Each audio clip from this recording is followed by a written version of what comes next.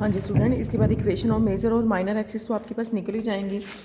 इसके बाद आपको क्या चेक करना है, इसकी दो इक्वेशंस आ रही हैं। इसके बाद आपको चेक करना है कि जो कॉनिक सेक्शन है एक्स एक्सिस को कहाँ पे मीट करता है। ठीक है, जब वाई को 0 पुट करेंगे तब एक्स एक्सिस को मीट, क्योंकि एक्स एक्सिस पे वाई क्या है 0 है, तो इमेजिनरी वैल्यू एक्स की देता है। इसके बाद कॉनिक सेक्शन जो है वाई एक्सिस को कहाँ पे मीट करता है, जहाँ पे एक्स क्या है आपका 0 है।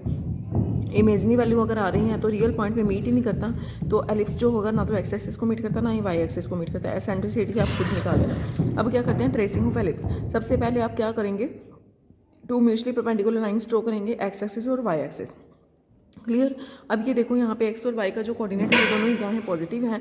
पॉजिटिव होने के लिए इसका आप सेंटर ड्रॉ करोगे। सेंटर क्या है इसका 3/2 और 2 है, तो इसका जो सेंटर से जो क्रॉस कर सकती हैं वो क्या है, मेजर और माइनर एक्सिस हैं। तो आप एलिप्स की कर्व को क्या कर सकते हैं, ड्रॉ कर सकते हैं। अब आप ये देखो कि सी से लेकर जो आपके पास ए है और सी से लेकर ए डैश है, ये क्या है आपके पास सेमी मेजर एक्सिस है, और सी बी डैश और सी बी क्या है आपके पास सेमी माइनर एक्सिस है। इन दोनों की लाइन की इक्वेशन आपके पास है कि आपने इक्वेशन ऑफ मेजर और इक्वेशन ऑफ माइनर एक्सिस आपके पास बताइए कि आपके पास क्या वैल्यू है। क्लियर। अब इसका जो कोऑर्डिनेट है 3/2 और क्या है आपके पास 2 है। अब इसका जो पूरा कोऑर्डिनेट है वो ये कैसे होगा,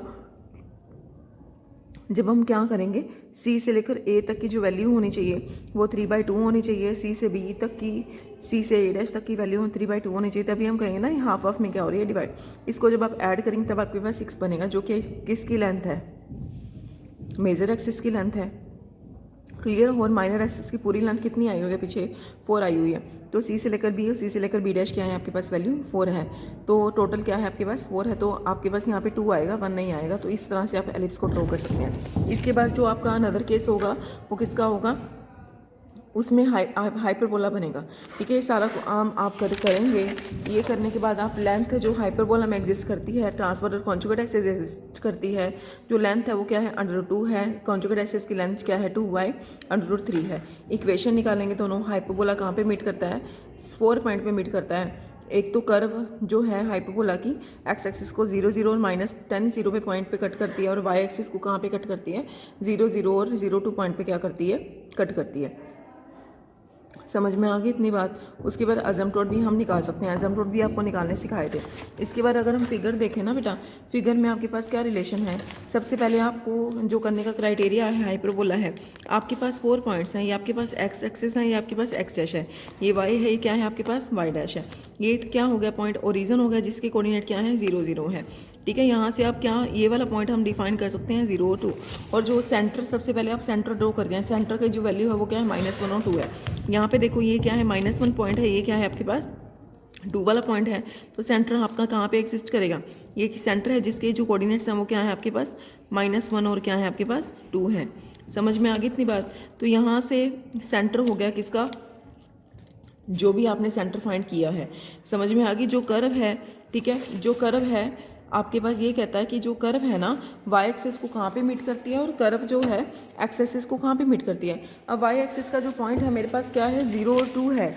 ठीक है, यहाँ से कर्व क्या करेगी, पास करेगी, इस टाइप से होती हुई आपके पास इस टाइप से जाएगी। समझ में आ गई। ये किसकी कर्व बन रही है, हाइपरबोला की कर्व बन रही है। समझ में आ गई इतनी बात। और जो ये इसका वर्टेक्स एक ये हो गया, एक मतलब 2 कर्व्स बन रही हैं इसमें। समझ में आ गई इतनी बात। तो यहाँ पे क्या है, इसका वर्टेक्स है। ठीक है, वर्टेक्स का आपके पास क्या है, कोऑर्डिनेट है। और जो वर्टेक्स से पास करेगी वो क्या है, ये जो आपके पास एक्सिस है वो कौन सी एक्सिस है, ट्रांसफर एक्सिस है। और इसके परपेंडिकुलर मैंने एक स्ट्रेट लाइन ड्रॉ की, वो ए से एम, और यहाँ से ड्रॉ किया वो क्या है ए से एम डैश। ठीक है, ये क्या है, जो ट्रांसफर एक्सिस के जो परपेंडिकुलर होगी वो क्या होगी आपके पास कॉन्जुगेट एक्सिस होती है। समझ में आ गया। जो कहाँ से पास करती है, जो वर्टेक्स से क्या करती है, पास करती है। इतनी बात समझ में आ गई। तो ए से एम और ए से एम डैश ये क्या है आपके पास कॉन्जुगेट एक्सिस है।